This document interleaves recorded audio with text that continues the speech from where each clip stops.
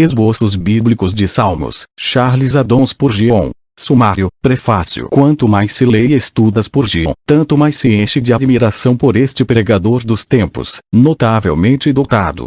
Em sua admirável biografia, The Shadow of the Broad Brim, A Sombra do Chapéu de Aba Larga, o Dr. Richard Osworth nos dá uma fartura de relances íntimos sobre sua vida, que é a vida de um dos gigantes espirituais de Deus.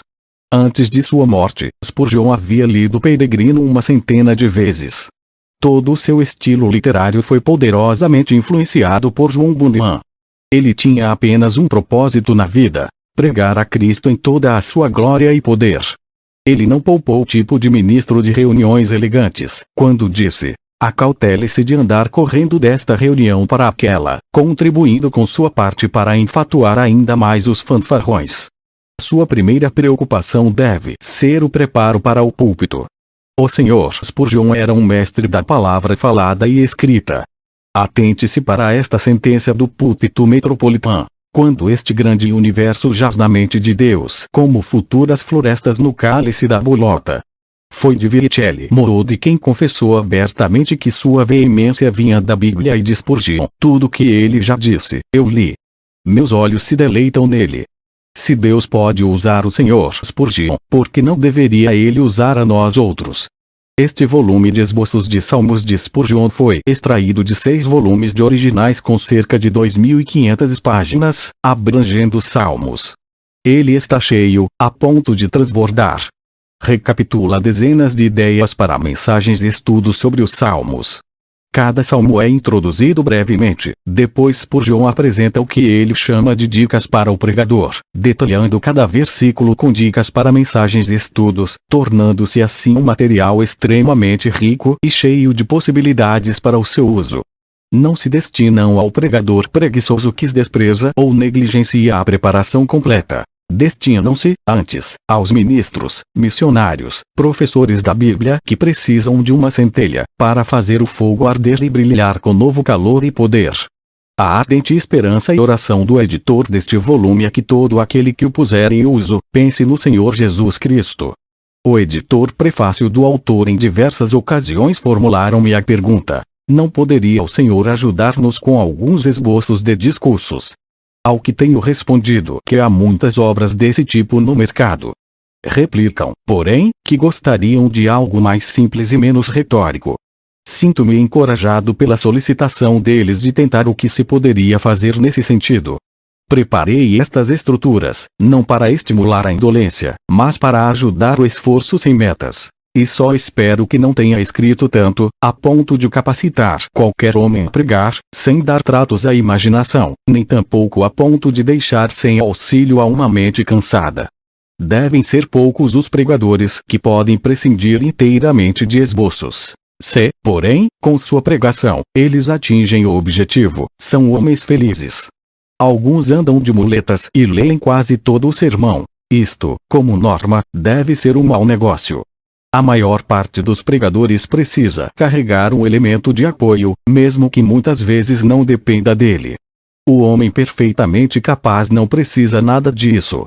Não sou um desses irmãos de primeira classe. Com meu cajado tenho atravessado este Jordão, e assim o empresto a todos quantos sintam que podem prosseguir sua jornada, com a sua ajuda. Da mesma maneira como despejamos um pouco de água numa bomba, para ajudá-la a trazer lá de baixo uma corrente de água, assim possam esses esboços refrescar muitas mentes exaustas e, então, pô-las a funcionar, de modo que desenvolvam os seus próprios recursos. Que o Espírito Santo possa usar estes esboços para a ajuda de seus servos atarefados. A ele seja todo o louvor e a sua igreja, o benefício. Que somos nós, sem ele? O que é impossível a nós, quando ele está conosco? Possam aqueles irmãos que usarem esta pequena seleção de tópicos, desfrutar a presença do Senhor, ao assim fazerem. Espero contribuir com um punhado de lascas e cavacos, ou, se preferir, um feixe de lenha, a um irmão, com o qual ele possa acender um fogo em seu próprio coração, e preparar o alimento para o seu povo. Possivelmente, algum irmão preguiçoso fará ferver sua panela com as minhas achas de lenha, mas também isso não devo deplorar, contanto que o alimento fique bem cozido. Caso eu seja tão infeliz, a ponto de ajudar o homem totalmente ocioso, tentando-o a não ajuntar seu próprio combustível, ainda assim não devo ver o assunto com desespero, pois talvez o ocioso possa queimar os dedos na operação. E devo considerar que ele teria apanhado lenha de alguma outra pilha, se não tivesse encontrado a minha. Homem algum causará grande dano com os meus feixes de lenha, lidando com o fogo sagrado. As veredas contidas nesses esboços não farão mal a homem nenhum, se, honestamente, lhes for permitido que falem por si mesmos.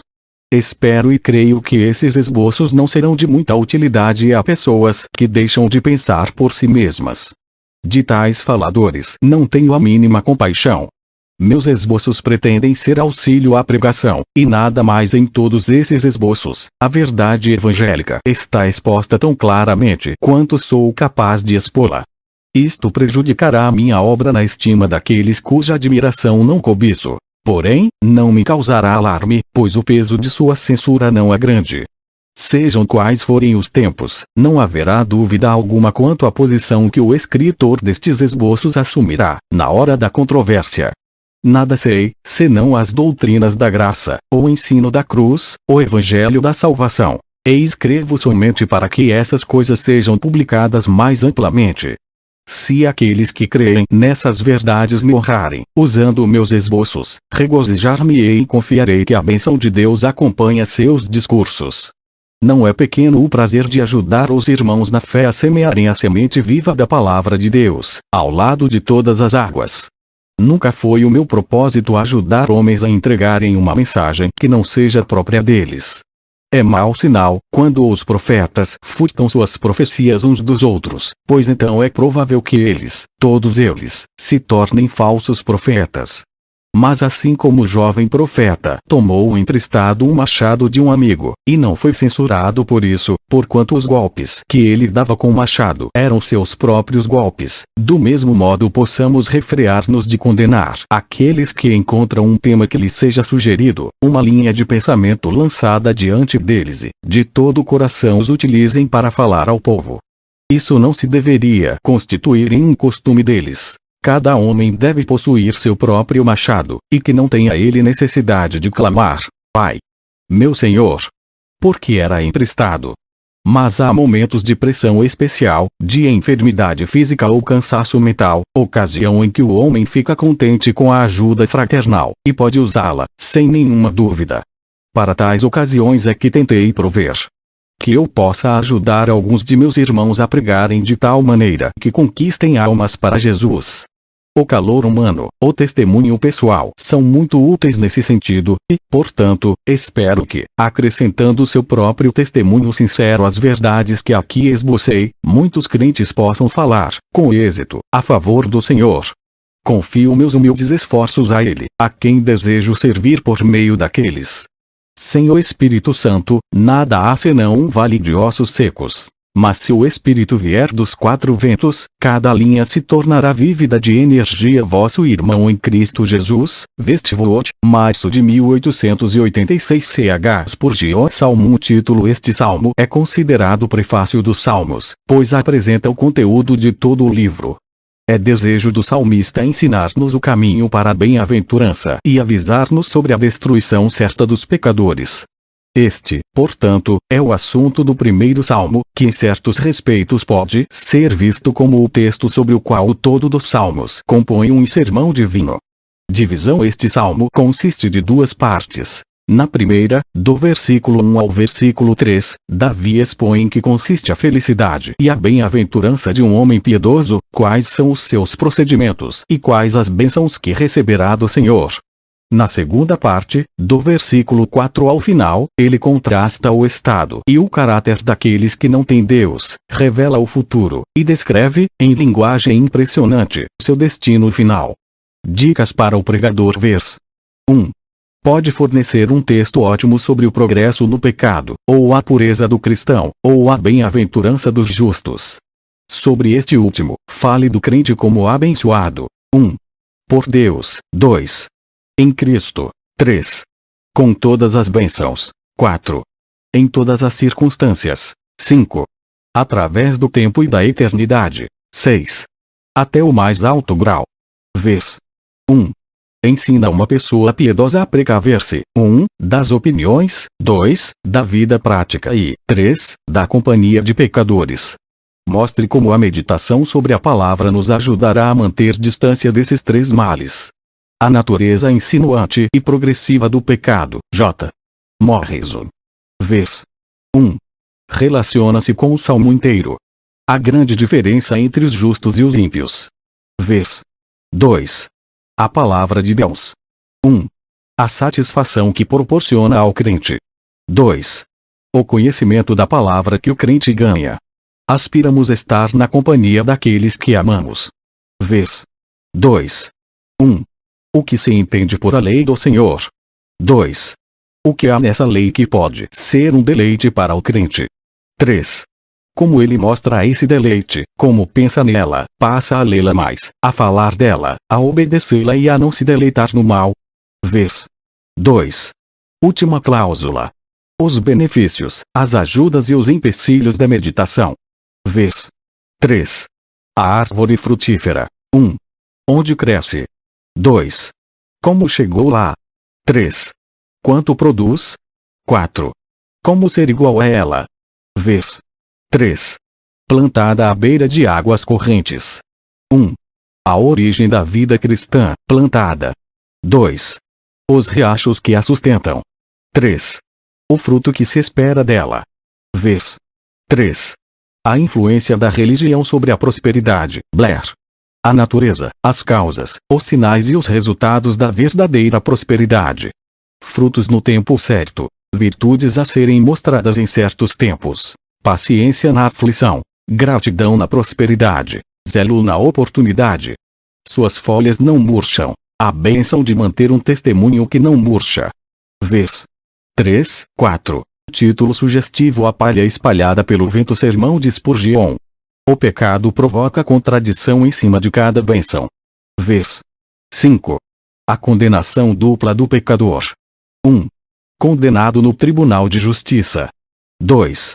Separado dos santos. A racionalidade dessas penas, portanto, e como escapar delas. A comunidade dos justos vista como sendo a igreja do unigênito acima. Isso pode fornecer um assunto nobre.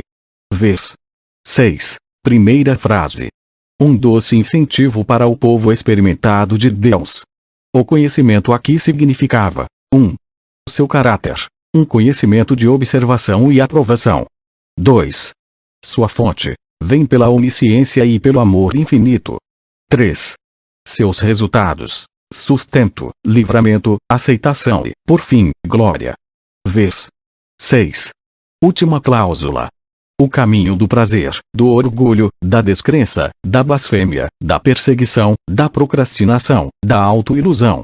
Chegará ao fim. Fim, presa ou negligencia a preparação completa. Destinam-se, antes, aos ministros, missionários, professores da Bíblia que precisam de uma centelha, para fazer o fogo arder e brilhar com novo calor e poder. A ardente esperança e oração do editor deste volume é que todo aquele que o puser em uso, pense no Senhor Jesus Cristo. O editor prefácio do autor em diversas ocasiões formularam-me a pergunta: não poderia o Senhor ajudar-nos com alguns esboços de discursos? Ao que tenho vezes. Todo o seu estilo literário foi poderosamente influenciado por João Bunyan. Ele tinha apenas um propósito na vida: pregar a Cristo em toda a sua glória e poder. Ele não poupou o tipo de ministro de reuniões elegantes, quando disse: acautele-se de andar correndo desta reunião para aquela, contribuindo com sua parte para enfatuar ainda mais os fanfarrões. Sua primeira preocupação deve ser o preparo para o púlpito. O Sr. Spurgeon era um mestre da palavra falada e escrita. Atente-se para esta sentença do púlpito metropolitano. Quando este grande universo jaz na mente de Deus como futuras florestas no cálice da bolota. Foi de Vitelli Morodi quem confessou abertamente que sua veemência vinha da Bíblia e de Spurgeon. Tudo que ele já disse, eu li. Meus olhos se deleitam nele. Se Deus pode usar o Sr. Spurgeon, por que não deveria ele usar a nós outros? Este volume de esboços de Salmos de Spurgeon foi extraído de 6 volumes de originais Esboços Bíblicos de Salmos, Charles Haddon Spurgeon. Sumário, prefácio. Quanto mais se lê e estuda Spurgeon, tanto mais se enche de admiração por este pregador dos tempos, notavelmente dotado. Em sua admirável biografia, The Shadow of the Broad Brim, A Sombra do Chapéu de Aba Larga, o Dr. Richard Osworth nos dá uma fartura de relances íntimos sobre sua vida, que é a vida de um dos gigantes espirituais de Deus. Antes de sua morte, Spurgeon havia lido Peregrino uma centena de vezes com cerca de 2.500 páginas, abrangendo os Salmos. Ele está cheio, a ponto de transbordar. Recapitula dezenas de ideias para mensagens e estudos sobre os Salmos. Cada salmo é introduzido brevemente, depois Spurgeon apresenta o que ele chama de dicas para o pregador, detalhando cada versículo com dicas para mensagens e estudos, tornando-se assim um material extremamente rico e cheio de possibilidades para o seu uso. Não se destinam ao pregador preguiçoso que